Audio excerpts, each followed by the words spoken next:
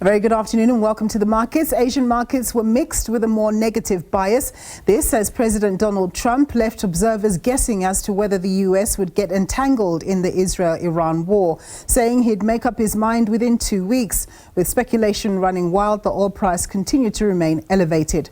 The Nikkei share average fell by 0.2%. The Hang Seng index rose by 1.26%, while the Shanghai Composite Index settled down 0.07% at the close in the red.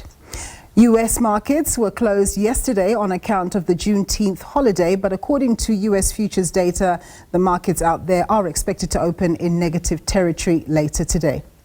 Looking at local indicators, we see that the all-share index is currently down 0.1% at 94,839 index points.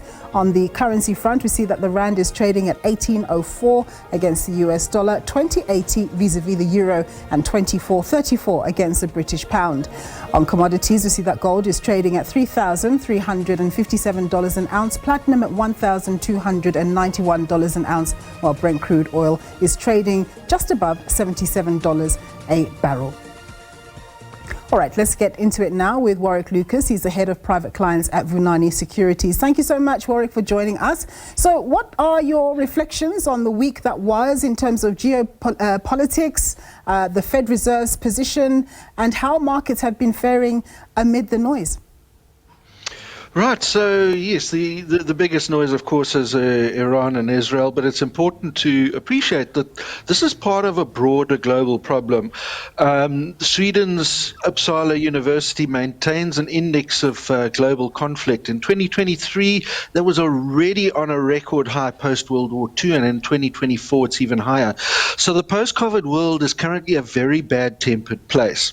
Now, in the case of Iran versus Israel, for 2025 so far, the Israelis have been shooting down at least 300 missiles a month, but those interceptor missiles are very expensive, and therefore a simple summary of events is that Israel has decided to shoot those missiles on the ground instead of in the air.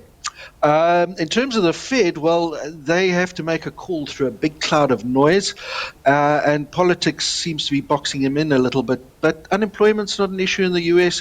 There's a small whiff of inflation in the air.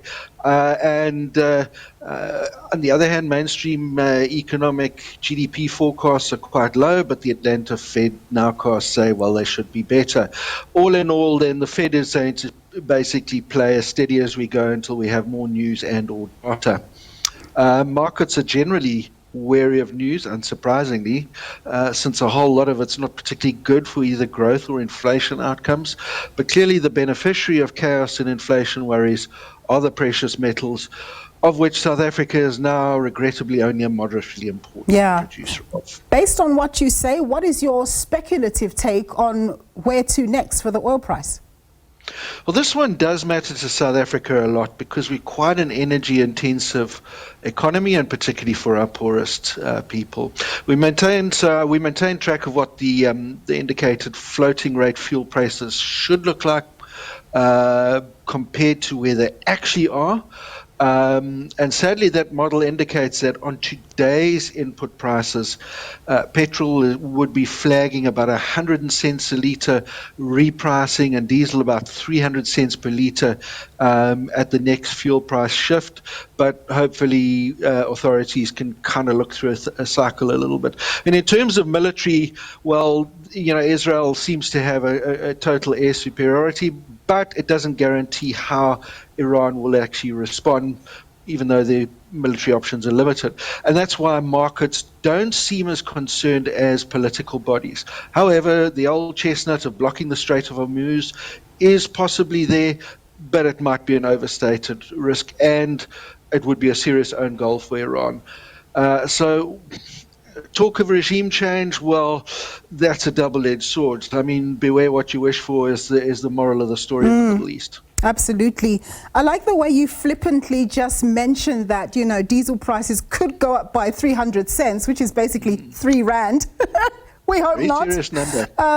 But the last thing that I want to ask you before I let you go, if things were a bit smoother, could we see the local all-share index hitting 98,000, 100,000 index points?